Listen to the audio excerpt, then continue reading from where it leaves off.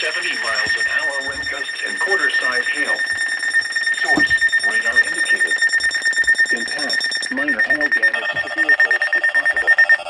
Expect considerable tree damage. Wind damage is also likely to mobile homes, roofs, and outbuildings. Locations impacted include Dayton, Hamilton, Kettering, Middletown, Beaver Creek, Fairfield, Huber Heights, Richmond, Mesa, Trotwood, Oxford, Miamisburg, Lebanon, Forest Park, Springboro, Vandalia, Englewood, Monroe, Trenton, and Franklin.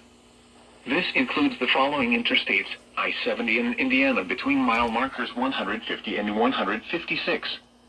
I-70 in Ohio between mile markers 0 and 40. I-75 in Ohio between mile markers 18 and 70.